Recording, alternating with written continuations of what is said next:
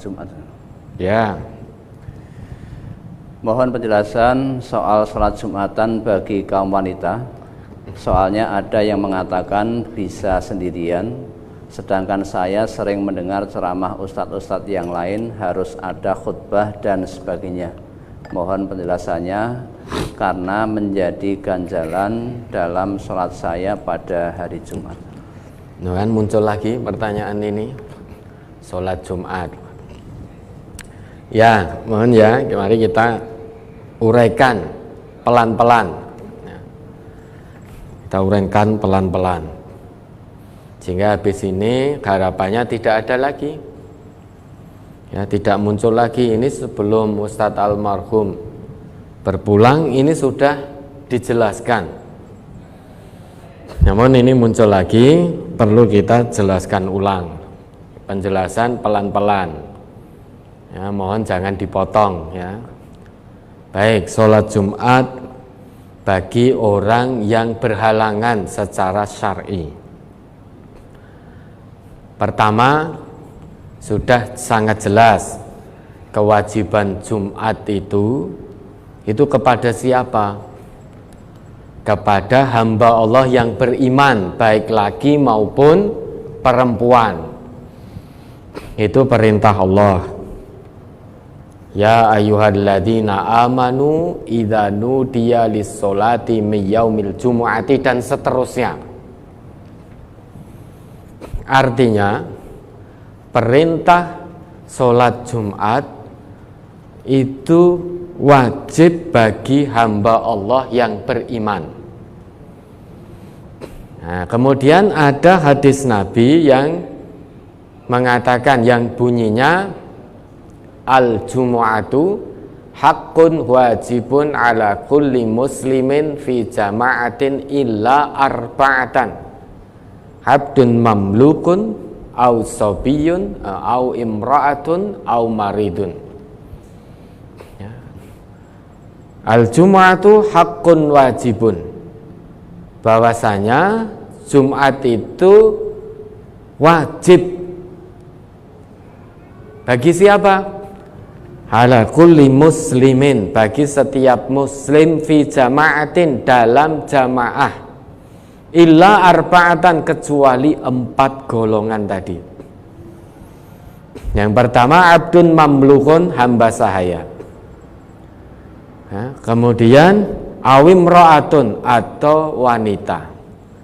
Kemudian ausobiyun, atau anak kecil. Kemudian au maridun, atau orang yang sedang sakit. Dari ayat dan hadis ini sebetulnya sudah sangat jelas. Bagi setiap muslim itu wajib mendirikan sholat Jumat. Kemudian dari sini ada perbedaan yang disebut dengan khilaf atau ikhtilaf. Yang namanya ikhtilaf itu semuanya merujuk pada dalil-dalil yang sahih. Itu baru disebut ikhtilaf. Semuanya merujuk. Ada dalil yang mendasarinya. Kemudian muncul perbedaan pendapat, muncul perbedaan pemahaman. Nah, itu disebut ikhtilaf, disebut khilaf. Namun semuanya merujuk pada dalil-dalil yang sahih. Kalau ada perbedaan, yang satu merujuk pada dalil yang sahih, yang lain tidak, maka yang tidak merujuk dalil yang sahih ini itu disebut ngarang, bukan ikhtilaf. Yang namanya ikhtilaf itu semuanya merujuk dalil yang sahih.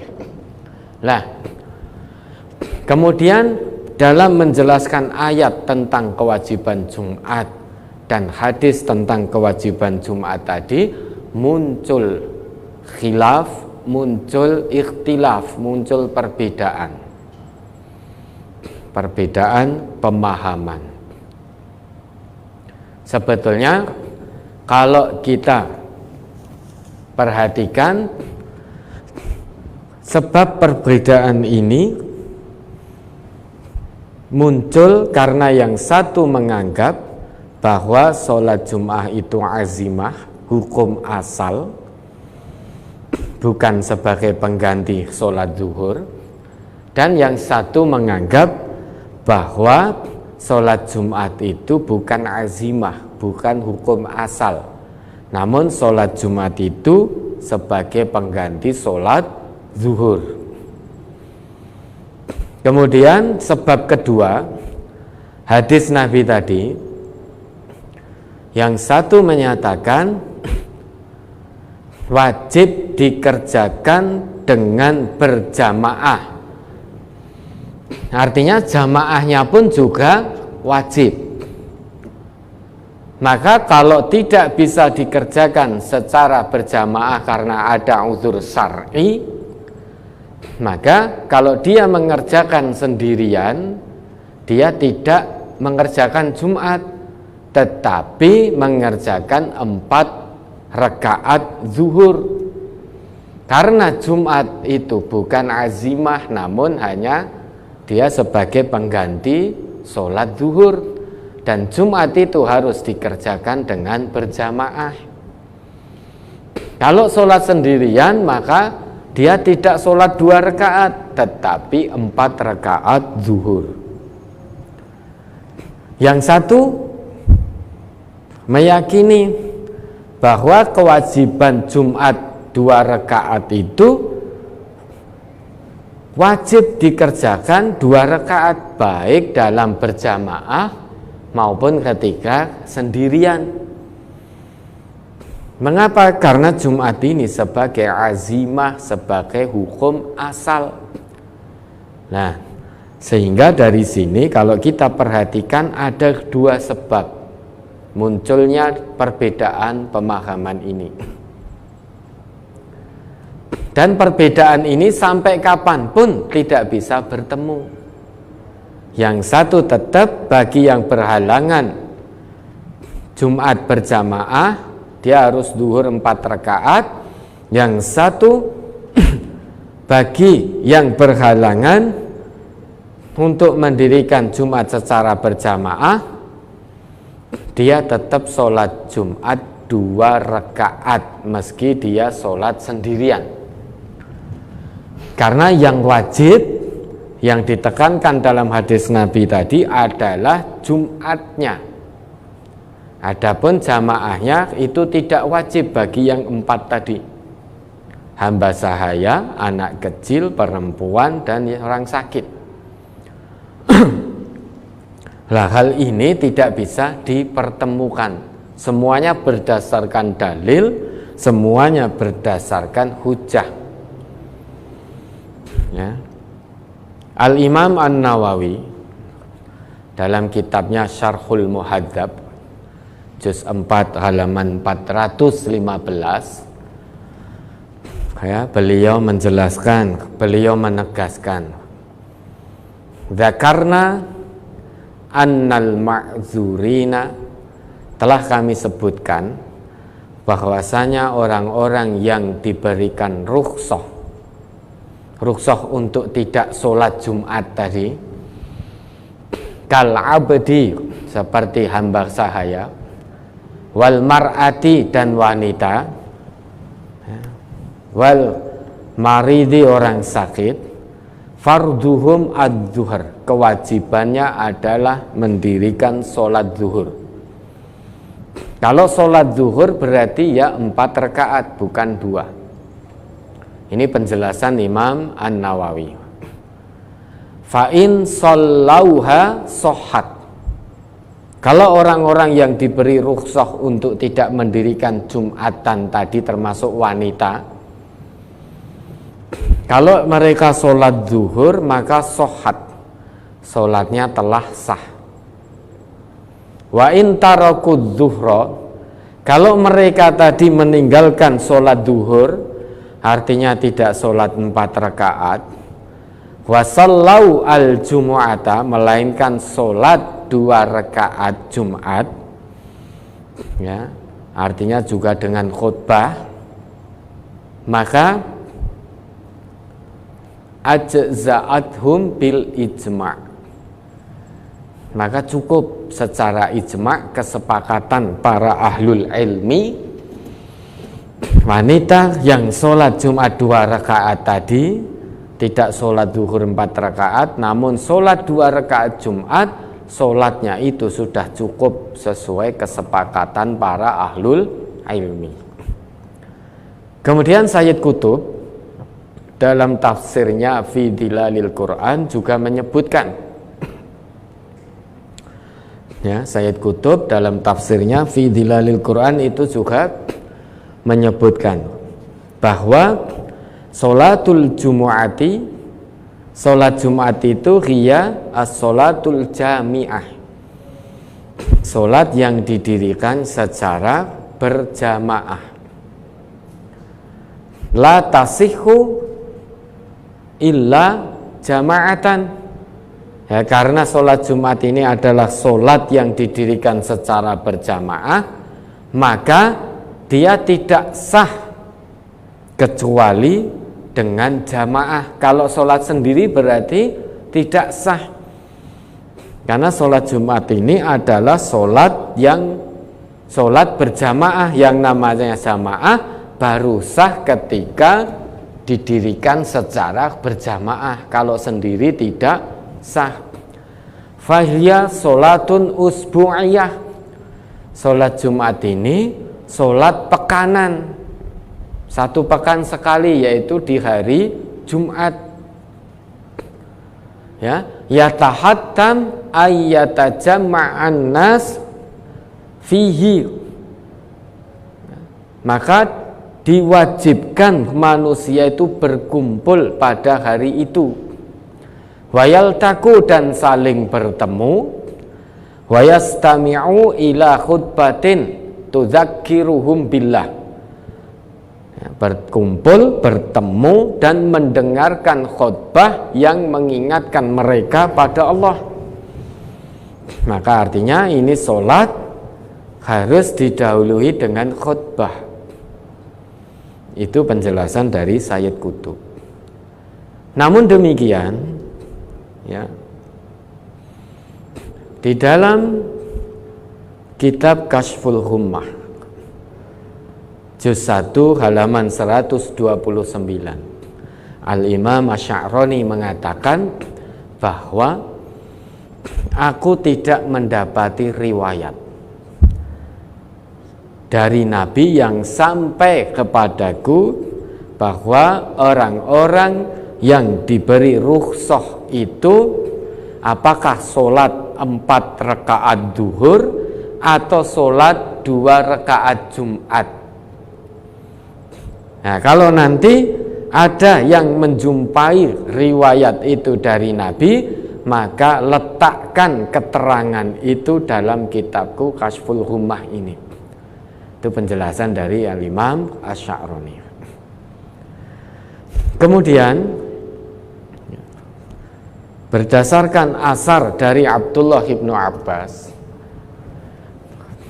beliau pernah satu ketika yujizu ar-rajul, pernah membolehkan seseorang yusolli al-jumu'ata fi bustanihi munfaridan, pernah membolehkan seseorang untuk mendirikan sholat Jumat di dalam kebunnya seorang diri.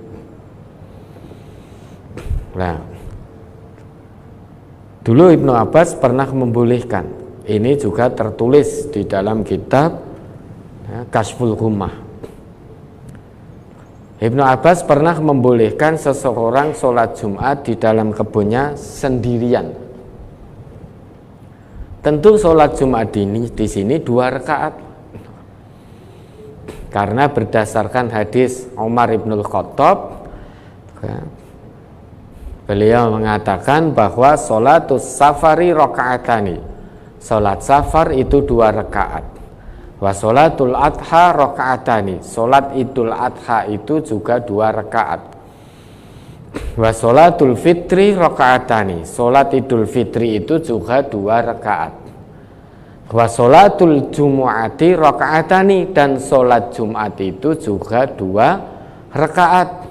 Tamamun, yang 2 rakaat ini tamam min ghairi qasrin, bukan karena dikosor, ala lisani Muhammadin sallallahu alaihi wasallam, yang demikian sudah disabdakan oleh Nabi Muhammad sallallahu alaihi wasallam.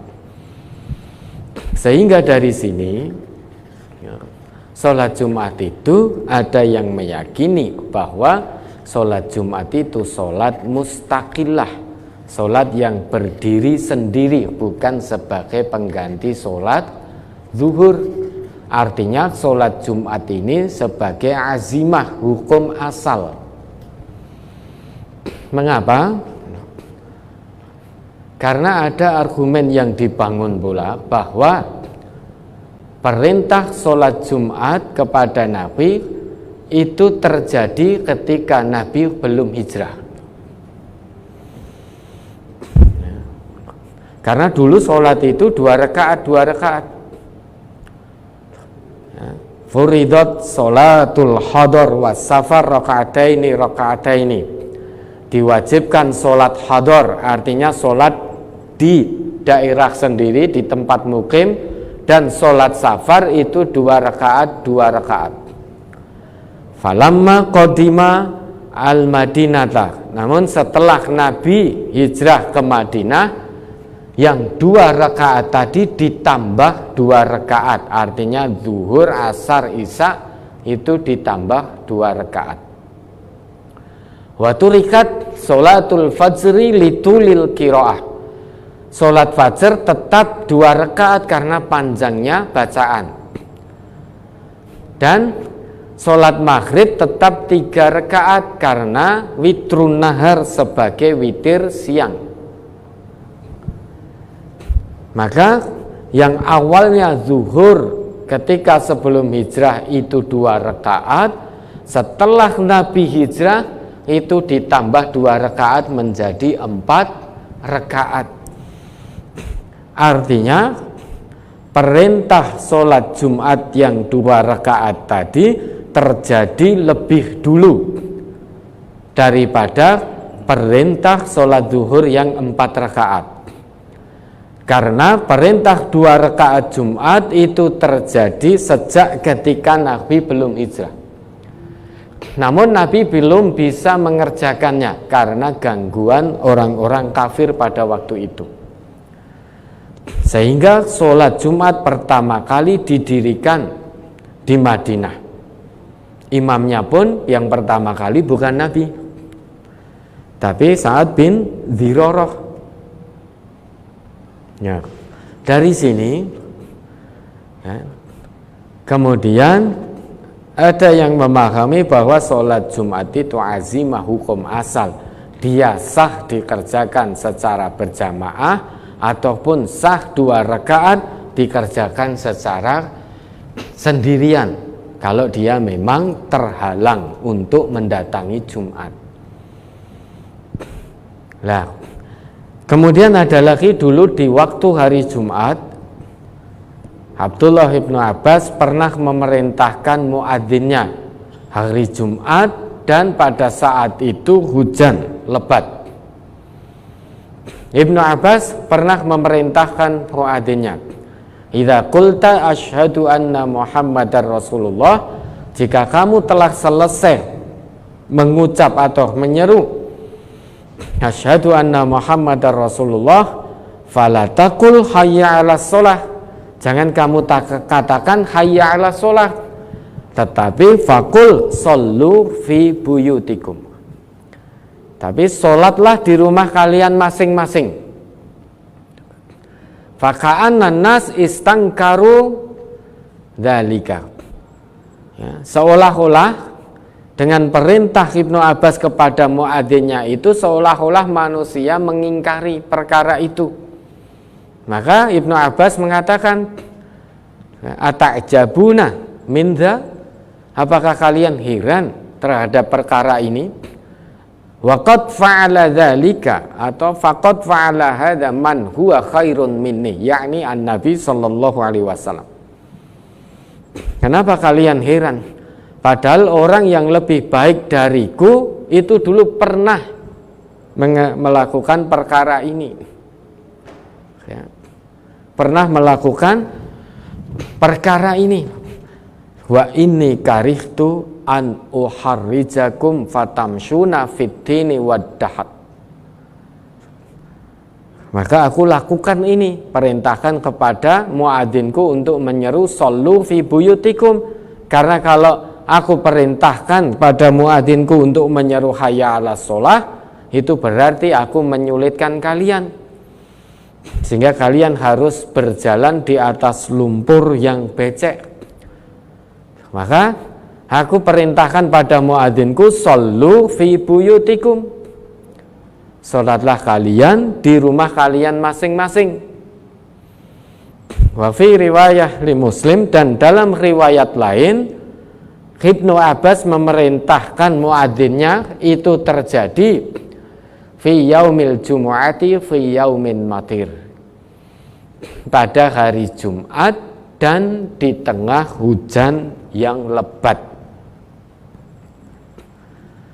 Artinya seruannya shollu fi buyutikum, salatlah kalian di rumah kalian masing-masing, dan itu seruannya pada hari Jumat. Nah, kalau hari Jumat berdasarkan hadis dari Umar ibnul Khattab tadi, bahwa sholatul Jum'ati rakaatani tamamun min ghairi qasrin. Sholat Jumat itu ya sholat 2 rakaat tamam, ini bukan karena dikosor. Lah apakah tadi ya, kaum muslimin yang diseru untuk sholat Jumat di rumahnya masing-masing itu apakah sholat sendirian atau sholat secara berjamaah, kita tidak mengetahui. Mengapa itu tidak dijelaskan? Karena pada waktu itu ya, kaum muslimin sudah mengetahui yang namanya sholat Jumat itu 2 rakaat. Maka dari sini ada yang memahami bahwa orang yang diberi rukhsah tadi, artinya terhalang untuk mendatangi sholat Jumat, maka dia tetap sah mendirikan sholat Jumat 2 rakaat meski sholat sendirian. Sebagaimana Ibnu Abbas pernah membolehkan seorang laki-laki sholat Jumat sendirian di kebunnya, sebagaimana yang termaktub tertulis tersebut di dalam kitab Kashful Hummah. Belum lagi yang tersebut di dalam ini kitab yang ditulis oleh Imam Ahmad Muhammad, ya, Imam Ahmad Muhammad bin Syakir, ya, dalam kitab yang disebut Ta'liq komentarnya. Jadi beliau mengkomentari Al-Muhalla, yaitu kitab Muhalla karangan dari Ibnu Hazm Al-Andalusi. Di situ juga disebutkan bahwa sholat Jumat itu nama hari dan nama sholat. Semisal jama'a fulanun berarti fulan telah sholat Jumat. Nah, di situ juga disebutkan sholat Jumat sah dikerjakan secara berjamaah maupun sendirian. Sendirian dalam arti orang-orang yang terhalang tadi. Nah, sehingga dari sini ada 2 pendapat. Semuanya merujuk pada dalil yang sahih. Semuanya merujuk pada dalil yang sahih, maka timbul perbedaan pemahaman. Maka ada pendapat ketiga untuk mendamaikan, mempertemukan 2 pendapat ini dengan menyebut itu adalah wajib mukhayyar,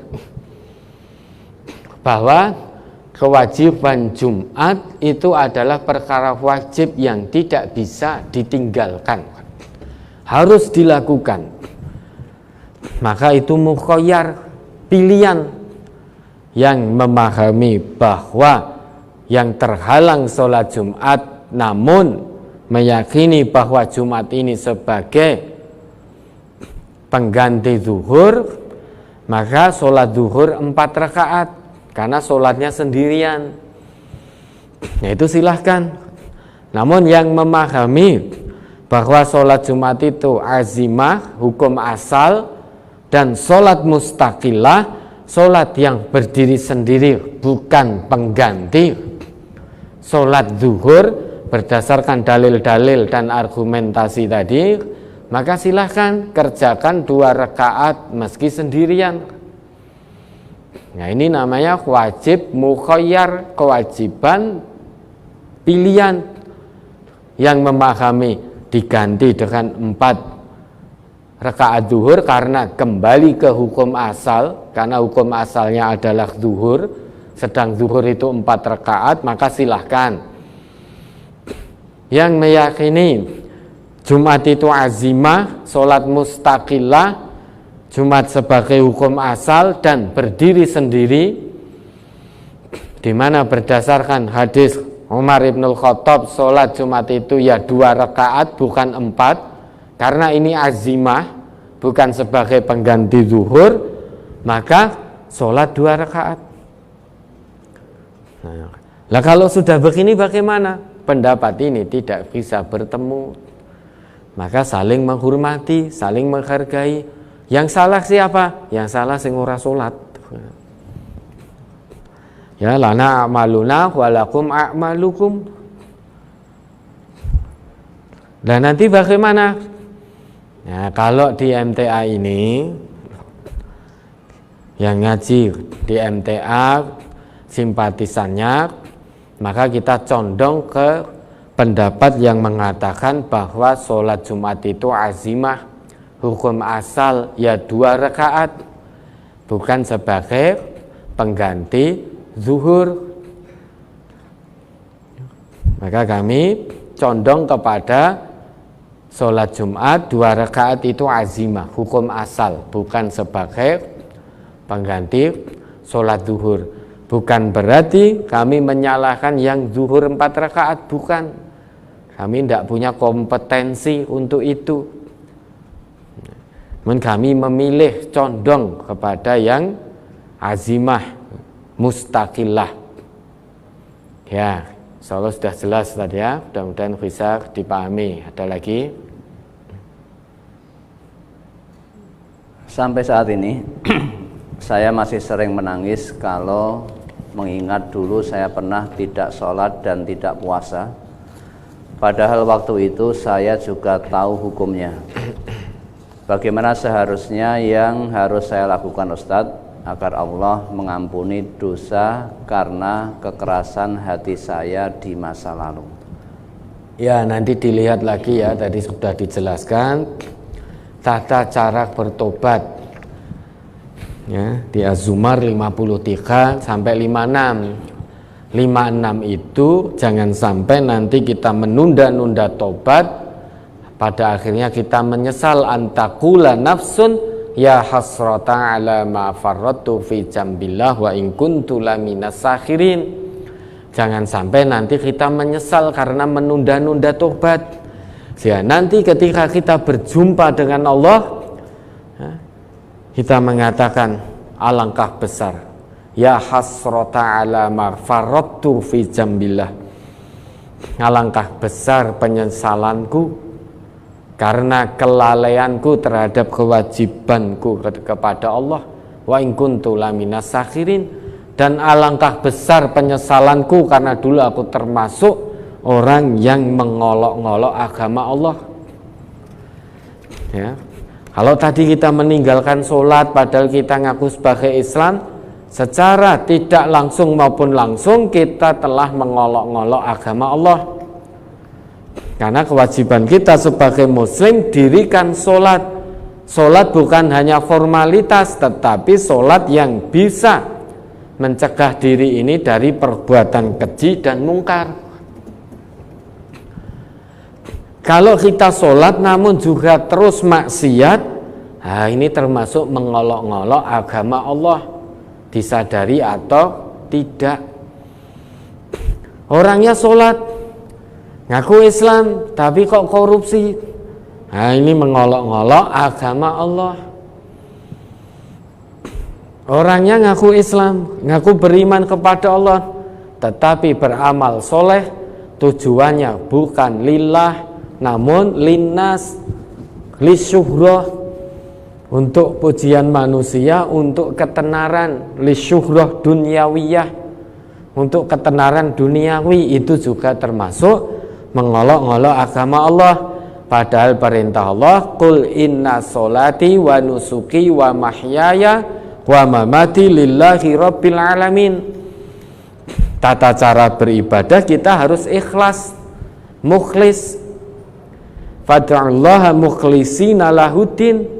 Tujuannya hanya Allah, hanya lillahi rabbil alamin, bukan linnas, bukan lisyuhrah, bukan untuk dipuji manusia, bukan untuk ketenaran dunia, namun lillahi rabbil alamin.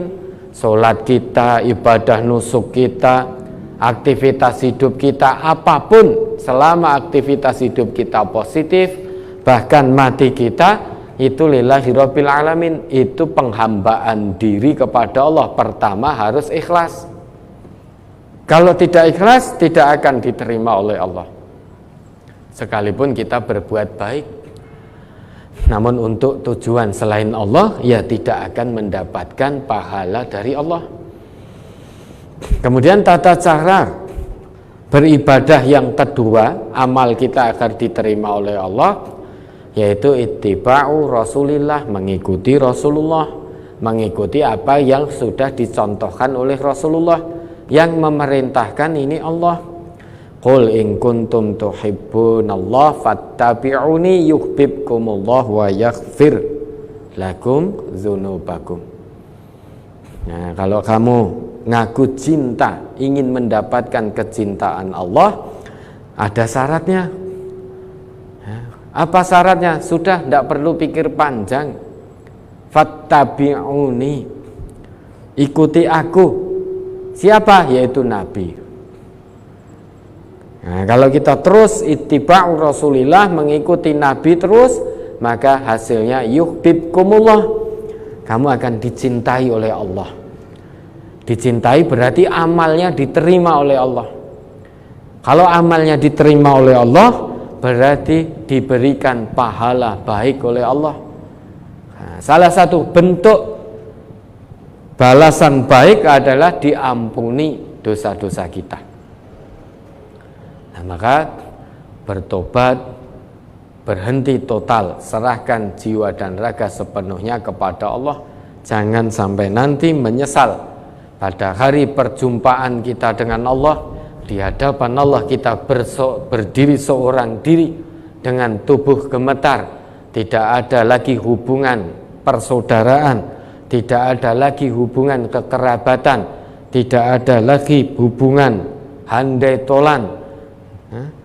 Tidak akan dapat menolong bapak, tidak dapat menolong anak, anak tidak dapat menolong orang tua. Kita sendirian menghadap Allah. Jangan sampai nanti kita menyesal karena menunda-nunda tobat, sehingga kita mati dalam keadaan sedang mengolok-ngolok agama Allah. Na'udzubillah. Nanti dibaca berulang-ulang, dipahami betul. Quran surah Az-Zumar ayat 53 sampai 56 itu kemudian diamalkan semaksimalnya. Ya, ada lagi.